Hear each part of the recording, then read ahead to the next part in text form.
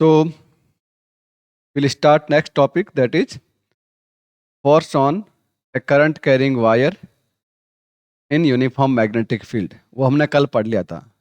क्या आया था formula? F equal to B I L sine theta. B I L sine theta. अब आज हमें पढ़ना है कि force on two infinite length parallel conductor wire which are separated by distance d. कितने सेपरेटेड है? d डिस्टेंस से separated है, तो उनके बीच में कितना अट्रैक्शन होगा या रिपल्सन होगा वो निकालना है. ठीक है, तो कैसे हम लोग वो फाइंड करेंगे पता है? Let these two are current carrying wire in which current flow I1 and I2 encase first in the same direction. Separation between the wire, that is D. And in second case, current in opposite direction. This one is I1 and this one is, let I2. This is the case 2. This is the case 1. So when we compare in these two, what is the force between these two wire and what is the nature of the force? That is very important. So why these two wire attract or why these two wire repel? This is just current. Wire will experience magnetic force when it placed in a magnetic field, but here there is no magnetic field. Then why these wires experience magnetic force?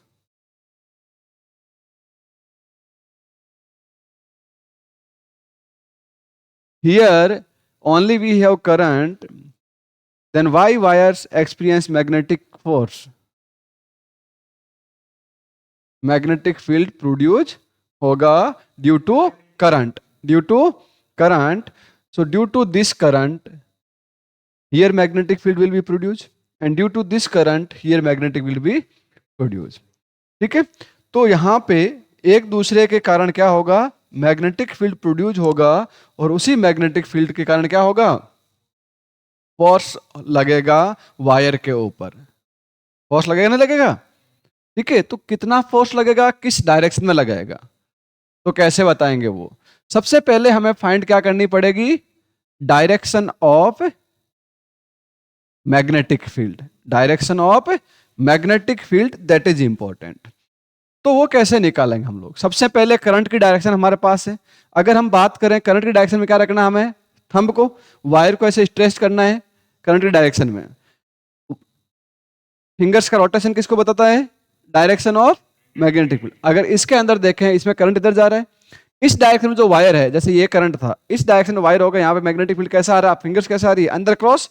तो यहाँ पे जो magnetic field होगा B1, वो क्या होगा? B1 क्यों लिखा है? This is due to current I1.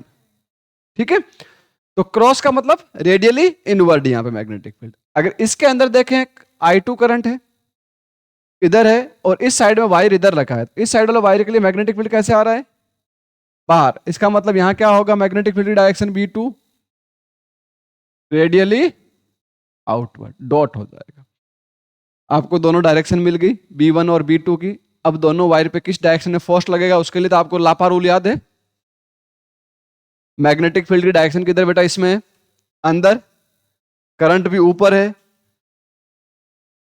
तो फोर्स इस साइड में जाएगा. ये आ गया F2. F2 पे जो फोर्स लग रहा है, कौन लगा रहा है? ये वाला वायर का मैग्नेटिक फील्ड. इसमें देखें करंट ऊपर है, मैग्नेटिक फील्ड क्या है? इधर है, बाहर. इधर आ रहा है, इधर आ रहा है, तो फोर्स किधर लगेगा? इसका मतलब फोर्स एक दूसरे की ओर लग रहे हैं, नहीं लग रहे हैं? एक दूसरे क्या कर रहे हैं? ये अट्रैक्ट कर रहे हैं. तो when current flow in same direction, when current flow in same direction, wire will attract each other. Wire क्या करेंगे? अट्रैक्ट करेंगे. तो यहां पे force of attraction, force of attraction. Okay, इसमें देखें तो क्या होगा? करंट पहले में देखें, करंट इधर है, इधर साइड में जो वायर लिखा है, इसमें फिंगर्स क्या आ रही है? बाहर. तो यहां मैग्नेटिक फील्ड की डायरेक्शन क्या है? Dot B1. इसमें करंट इधर है, वायर इधर है, तो इसमें भी क्या हो रही है? बाहर. तो मैग्नेटिक फील्ड डायरेक्शन यहाँ पे क्या है, डॉट। अब देखो इसके ऊपर फोर्स देखेंगे तो करंट नीचे है, मैग्नेटिक फील्ड बाहर है। मैग्नेटिक फील्ड क्या है, बाहर, करंट नीचे। किधर जाएगा फोर्स, इधर, इस साइड में जाएगा, नहीं जाएगा, वही पाम रूल याद रखो। तो फोर्स जा रहा है इधर, ये फोर्स F1 इधर लग रहा है इसके ऊपर, ठीक है। इसमें देखेंगे करंट क्या है, ऊपर है, ये वाली कंडीशन बन रही है, फोर्स किधर आएगा, इधर, तो ये भी इधर बाहर आ रहा है F2। दोनों एक दूसरे को क्या कर रहे हैं, धक्का दे रहे हैं, नहीं दे रहे हैं, दूर कर रहे हैं, चाह रहे हैं एक दूसरे को। इसका मतलब फोर्स कैसा है, force of repulsion, force of repulsion. तो अब ये ध्यान रखना कि when current flow in same direction wire will attract to each other, and when current flow in opposite direction then wires repel each other. तो जब ये ट्रांसमिशन लाइन होती है, ट्रांसमिशन लाइन देखते हो ना आप, यहाँ बहुत सारे वायर लगे होते हैं, ऐसे तीन तीन तार आप देखते हो नॉर्मली, उनमें भी तो करंट फ्लो होता है। वो एक दूसरे को अट्रैक्ट क्यों नहीं करते हैं, नहीं लगाने की जरूरत ही नहीं है, बिना लगाए भी नहीं करते हैं अट्रैक्ट, वो डीसी होता है। हैं? हाँ, तो जो सच अपने ट्रांसमिशन लाइंस के अंदर जो करंट होता है that is alternating current, alternating current. तो one cycle magnetic field produce that will cancelled by the another cycles, so net magnetic field will be zero and net force in AC transmission lines will be zero. That's why they not attract or not repel each other. ये जो attraction और repulsion होता है वो किसमें होता है, DC supply अगर हो रही है तो उसमें होगा, किसमें होगा, डीसी सप्लाई में होगा। ऐसी सप्लाई में ऐसा कुछ भी नहीं होता है। समझ में आ गई बात, या कोई प्रॉब्लम है? तो मैग्नेटिक फील्ड जनरेट कैसे करेगा बता, हाफ साइकिल के अंदर करंट किधर है, पॉजिटिव है, तो हाफ साइकिल में वापस से करंट क्या है, नेगेटिव है, तो नेट करंट कितना रहा उस पे। समझ में आ गई बात। अब देखते हैं कि फोर्स कितना लगेगा, force on per unit length, force on per unit length.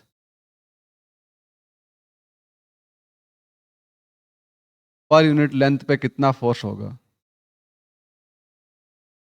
ठीक है। तो कैसे निकालोगे बेटा force on per unit length, चलिए first.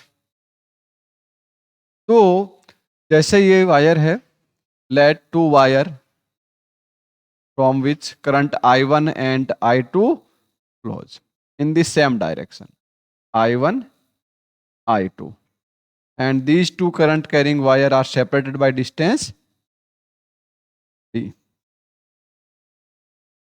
Okay, distance between two wire is D.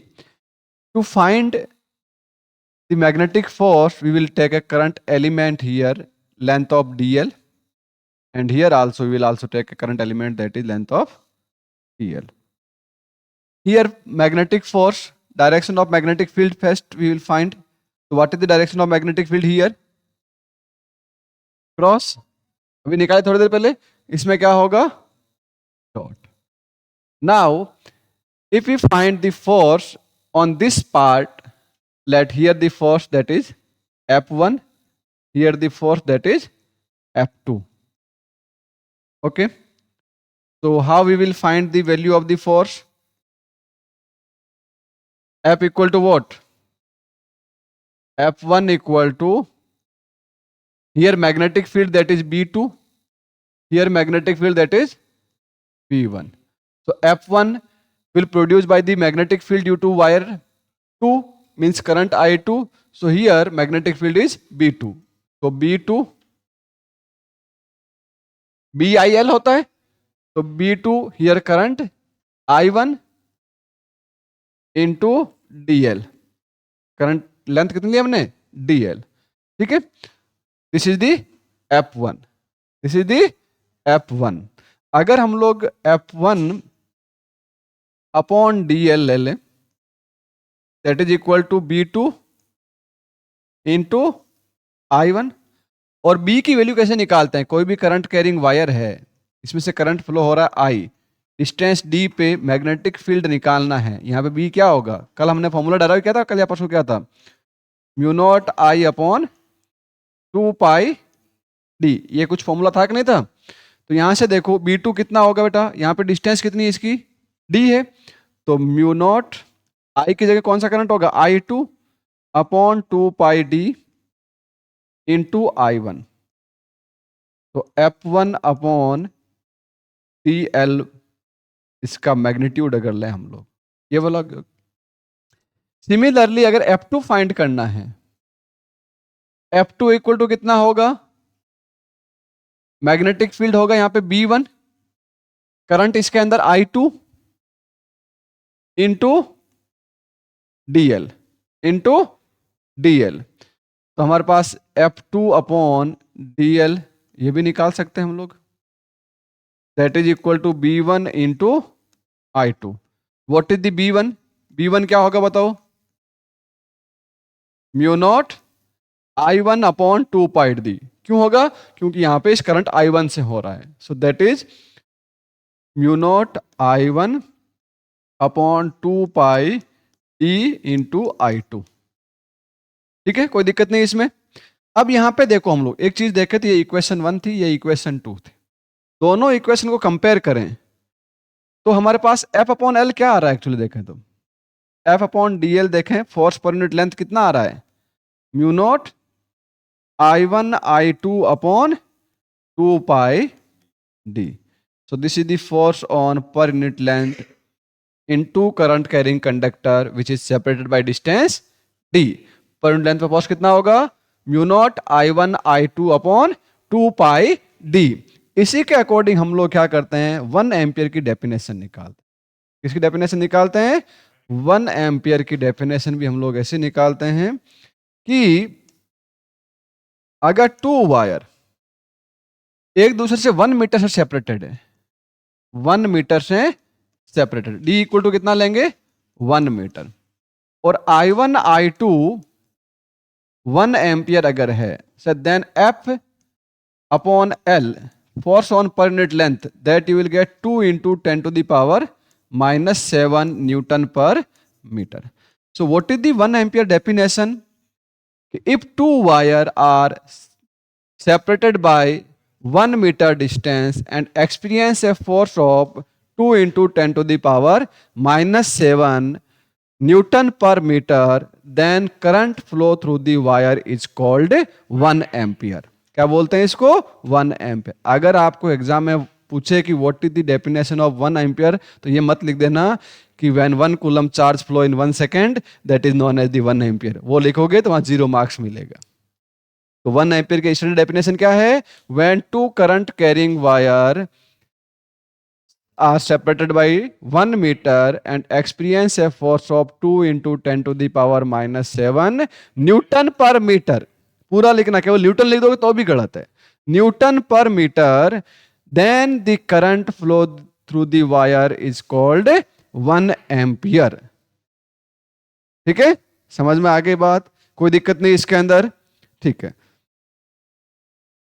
सो ये कंसेप्ट पूरा आपके दिमाग में बैठ जाना चाहिए कि किस तरह से वायर एक दूसरे से अट्रैक्ट करते हैं, रिपेल करते हैं। 1 एम्पियर की डेफिनेशन क्या होगी? ठीक है, ठीक है, that's all for this one.